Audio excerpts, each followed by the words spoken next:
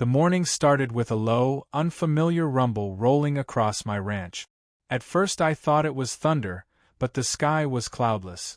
Then the windows rattled, and my coffee rippled in its mug. Whatever it was close, and it was getting louder. I stepped onto my porch and froze. A massive industrial drilling rig sat on the far edge of my pasture, its steel arm boring straight into the earth.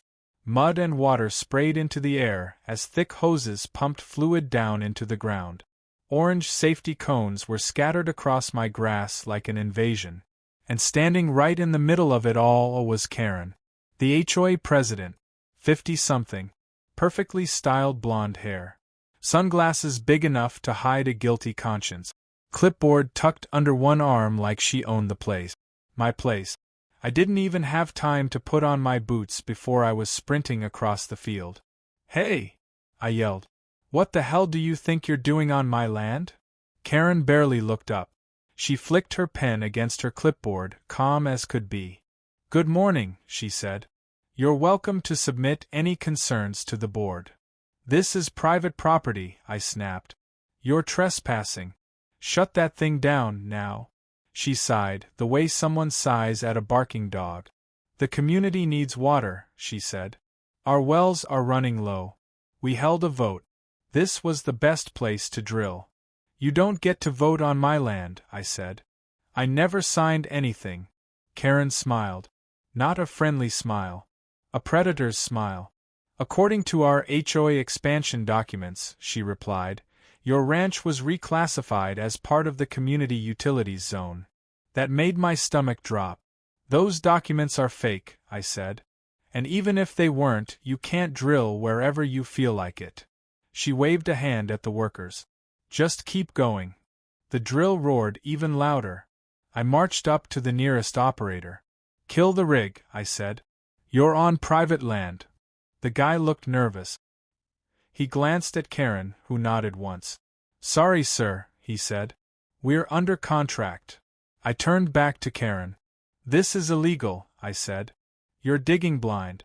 You don't know what's under this land." Karen smirked. "Oh please. It's just dirt and rock. Don't be so dramatic." That's when I felt it, a strange vibration under my boots. Not from the drill. From something deeper. A sharp metallic screech rang out as the drill bit struck something solid. The rig jolted. The operator shouted. Mud turned black. A horrible hissing sound erupted from the hole. "Stop!" I yelled. "You hit something." Karen's confident smile finally cracked.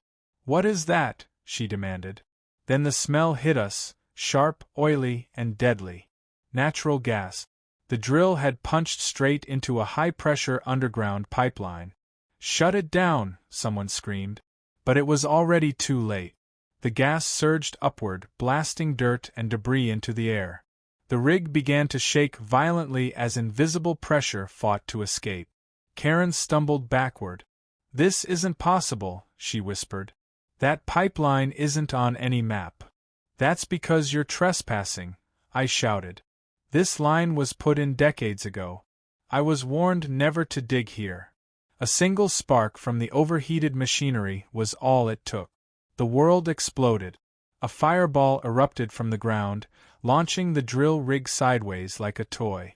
Heat blasted across the field. Workers were thrown to the dirt. Karen was knocked flat, her clipboard flying into the air. Flames roared skyward, turning the peaceful pasture into a raging inferno. Sirens began screaming in the distance. I stood there in shock, staring at the burning crater where my land had been. Karen slowly pushed herself up, her face pale, her perfect hair ruined. "You did this," she said weakly. I looked at the flames, then back at her. "No," I said. "You did." And that was only the beginning of her nightmare. By the time I realized something was wrong, the damage was already being done.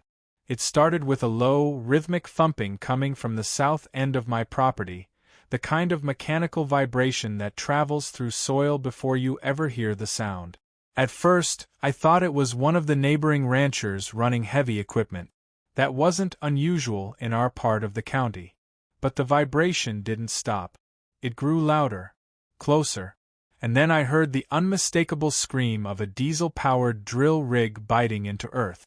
I grabbed my binoculars and climbed onto the old hay trailer behind my barn, the one that gave me a clear line of sight across the valley.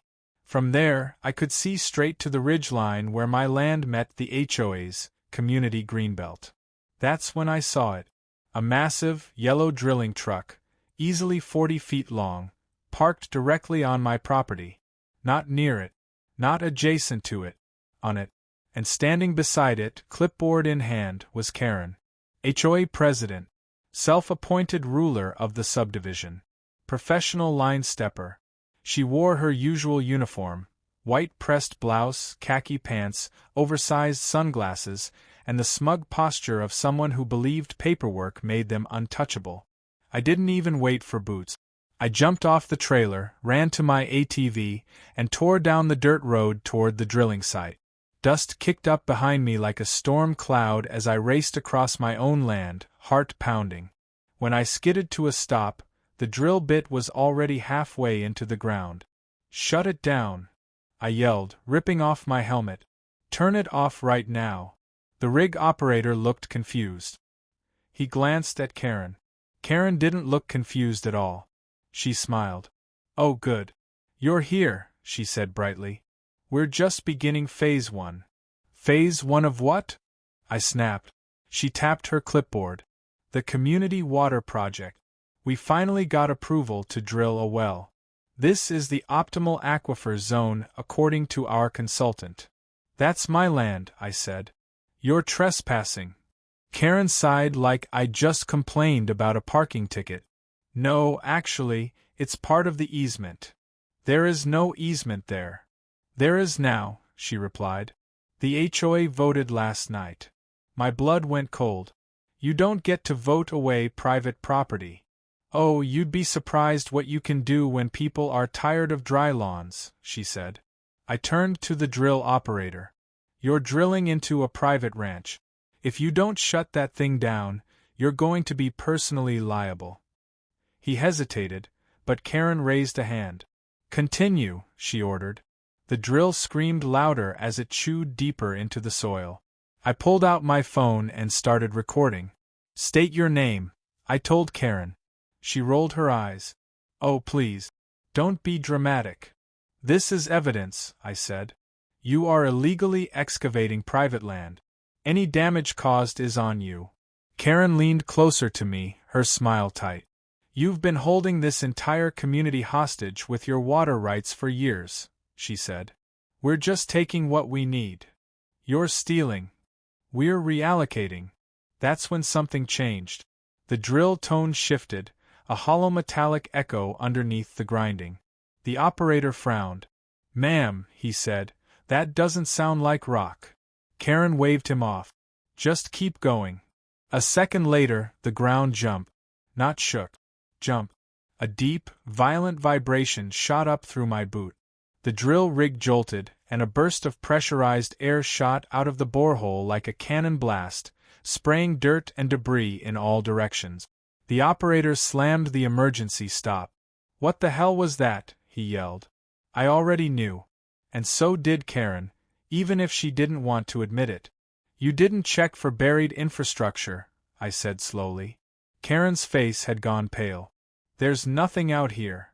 "There is now," I replied. A low hissing sound began rising from the hole, sharp, fast, unnatural. The operator backed away.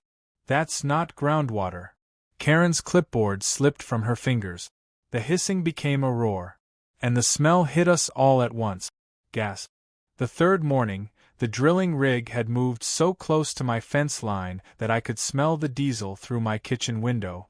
Every time the auger bit into the earth, it felt like someone was jabbing a needle into my ribs.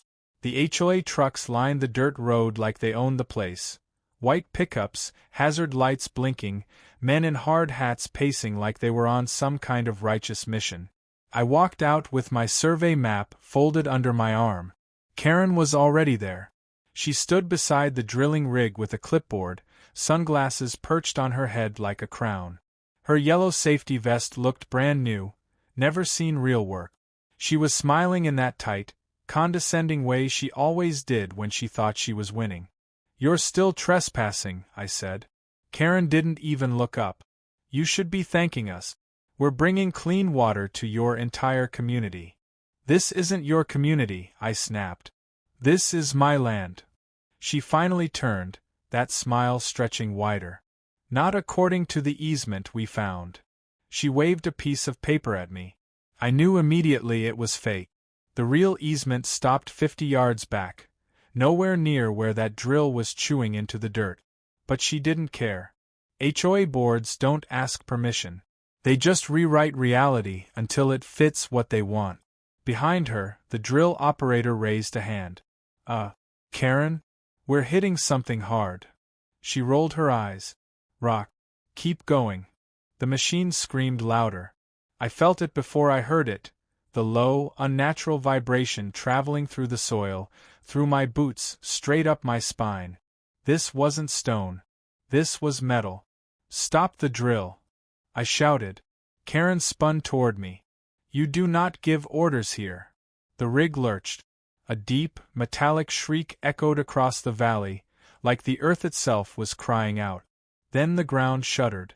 A blast of compressed air shot up around the drill bit, spraying dirt and gravel 30 feet into the sky. The operator stumbled backward, ripping off his helmet. "We hit a line," he yelled. "We hit a pipeline." Karen froze. "What?" Before anyone could react, a jet of gas hissed up through the hole like a furious dragon. The smell hit me instantly, sharp, chemical, wrong. "Everybody back!" someone screamed. But Karen didn't move. She just stared at the erupting hole like her brain refused to accept what her eyes were seeing. Then, boom. Not a full explosion, but a violent ignition. A wall of fire flashed upward, scorching the rig and sending a shockwave across the field. The heat slapped my face so hard I stumbled backward. The drill rig caught fire instantly. Men scattered. One tripped over a hose. Another dropped his radio and ran. Karen finally moved, staggering back, hair blown loose, screaming in pure animal panic. The fire died down as fast as it started, leaving behind twisted metal, blackened dirt, and a thick cloud of smoke rolling over my pasture. Silence fell. Just the crackle of burning insulation. Karen was on her knees, coughing, her vest covered in ash. Her clipboard lay in the dirt, her precious fake easement fluttering in the breeze. I walked over slowly. "You hit a federally regulated gas pipeline," I said calmly. "One that runs straight under my property." Her eyes were wide now, no arrogance left, only terror. That's impossible." "No," I said. "What's impossible is how you thought you could dig wherever you wanted without consequences." Sirens started in the distance. Karen looked at me like a drowning woman clinging to the last piece of driftwood. "Tell them it wasn't my fault." I crouched down in front of her. "You ordered them to keep drilling," I said. "I warned you. And now every agency in the state is about to crawl up your board's backside." She opened her mouth, but no sound came out. The smoke drifted toward the mountains. Birds flew off in a black wave. Somewhere deep under the ground, the damaged pipeline groaned like a wounded animal. And for the first time since this nightmare began, I felt something close to peace. Because the HOA hadn't just crossed a line. They'd blown straight through it. By the time I got back up the ridge, the ground was already trembling like something angry was waking up beneath it. I could hear the drilling rig before I saw it, metal screaming against stone, a deep mechanical growl echoing through the pine trees. It didn't belong here. Nothing industrial ever did. My land was raw and quiet, broken only by wind, birds, and the far-off creak of old fences. That sound felt like an invasion. I crept through the brush until the clearing came into view. They'd torn it apart. A full HOA work crew had set up right in the middle of my pasture. A portable drilling tower was anchored into the soil, thick cables snaking back to a generator. Mud was splattered everywhere. My fence had been cut clean through, the posts stacked like trash. And there she was, Karen. She stood near the rig with a clipboard, sunglasses on, hair tied back tight like she was running a military operation instead of trespassing on private property. 2 board members hovered beside her, nodding along like obedient little soldiers. I filmed everything on my phone as I walked closer. "You're on private land," I said loudly. "You don't have permission to be here." Karen didn't even look up. "We have an emergency water project. This area was marked on our community plan." "You don't own this area," I snapped. "This is my ranch." She finally turned toward me, annoyed more than concerned. "Your property was absorbed into the development easement. You should have read the updated HOA map." That was a lie. A bold one. Before I could argue, the drill suddenly jerked. The operator shouted something, yanking back on the controls as the rig shuddered violently. A deep, hollow thunk rolled up through the ground. The air changed. I felt it in my chest, like a pressure shift before a storm. The birds in the trees exploded into the sky all at once. "Shut it down," someone yelled. But it was already too late. A sharp hiss cut through the clearing. "Not steam. Not water. Gas. Get away from it!" I shouted. Karen froze, eyes wide now, clipboard slipping from her fingers. The hiss turned into a roar. The earth cracked open around the drill bit, dirt blasting upward as a high-pressure pipeline ruptured beneath us. A white cloud burst into the air, thick and swirling, carrying the unmistakable chemical bite of fuel. One spark. That's all it took. The generator coughed. Then, boom. The blast knocked me flat on my back. Heat slammed into my face. The sky went orange and black as fire shot straight up from the ground like a missile launch. The drilling rig disintegrated in a storm of metal and flame. People were screaming. I scrambled behind a fallen log as debris rained down, chunks of dirt and twisted steel thudding into the ground around me. The fireball roared like a jet engine, sending a column of burning gas 30 feet into the air. When it finally began to die down, the clearing looked like a war zone. The rig was gone. Just a smoldering crater where it had been. One of the board members was on his knees, coughing, face covered in ash. Another was dragging himself away, leg bleeding. Karen stood in the middle of it all, staring at the wreckage in pure disbelief, her perfect hair singed at the edges. I walked toward her, still filming. "You hit a private pipeline," I said coldly. "Federal infrastructure. Buried deep. Clearly marked on the registry you ignored." Her mouth opened, but no sound came out. Sirens were already echoing in the distance. Someone must have called it in. Or maybe the pipeline's own sensors had. Either way, this wasn't an HOA issue anymore. Within minutes, black SUVs and emergency vehicles flooded the dirt road. Fire crews rushed in. Men in tactical gear moved fast, securing the area. A federal agent approached me. "Is this your land?" "Yes." "Did you authorize this drilling?" "No." He nodded once, grim. "Then you might want to step back. This just became a major investigation." Karen was being escorted away, hands shaking, eyes darting between the burning crater and the line of agents forming around her. She finally looked at me. Not with anger, with fear. Because in her obsession to control everything, she'd crossed a line that didn't belong to any HOA. And it was going to cost her everything. Karen didn't scream when they put the cuffs on her. She just stood there in the middle of my burned-out pasture, soot streaked across her face, hair ruined, staring at the smoking crater where her community water project used to be. The fire crews had the blaze under control now, but the ground was still steaming. Twisted pieces of the drilling rig lay scattered like the bones of something that had died violently. The smell of burned fuel and scorched metal hung thick in the air. A man in a dark jacket with a federal insignia walked up to me. "You own this land?" he asked. "Yes." "And you gave no permission for drilling?" "None."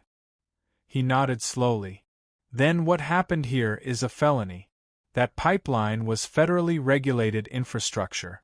They hit it without permits, without clearance, without right-of-way." He glanced over at Karen, who was now being led toward a black SUV. That woman just destroyed her entire HOA. It didn't take long for the rest of the board to realize how badly they'd screwed up. 2 of them showed up an hour later, driving fast and stepping out of their cars with forced smiles and hands raised like they were walking into a hostage situation. "We just want to cooperate," one of them said. This was all Karen. She went rogue. A federal investigator held up a hand. "We've already pulled your HOA records." Their smiles vanished. Emails, meeting minutes, approval vote, budget authorizations. Karen hadn't gone rogue. They had approved everything. The drilling, the trespass, the fake easement. Every one of them had signed off. By sunset, 3 more black SUVs arrived. The rest of the HOA board was escorted off the property, some arguing, some crying, some suddenly very quiet. The news vans showed up not long after. HOA board arrested after explosion on private ranch. Illegal drilling hits federal pipeline. Neighbors who had once supported Karen stood at the edges of my fence, watching their leaders get taken away. The same people who used to threaten fines over mailbox colors were now watching their HOA implode in real time. Karen was charged with multiple felonies: trespassing, destruction of federal infrastructure, reckless endangerment, and fraud. The rest of the board wasn't far behind. The HOA's insurance dropped them within days. Then the lawsuits started. From the gas company, from injured contractors, from homeowners whose dues had funded the disaster. Within 3 weeks, the HOA was bankrupt. No board, no enforcement, no money. The state stepped in and dissolved it entirely. The community was officially free. As for me, the gas company rebuilt the damaged section of pipeline and reinforced the area with concrete and steel. They installed warning markers, fencing, and monitoring equipment right on my land. And they paid me for the trouble. Karen took a plea deal. Prison time. Massive fines. Permanent record. The woman who once tried to control everyone's lawns would now be told when to eat, when to sleep, and when to speak. I sometimes see old neighbors drive by slowly, staring at the fence where the explosion happened. They don't say much anymore. They just remember. They remember how one HOA president decided she could drill wherever she wanted, and found out the hard way that some lines don't belong to her. The ranch is quiet again now. No drills, no clipboards, no fake authority. Just wind, grass, and a piece of land that will never be touched by an HOA again.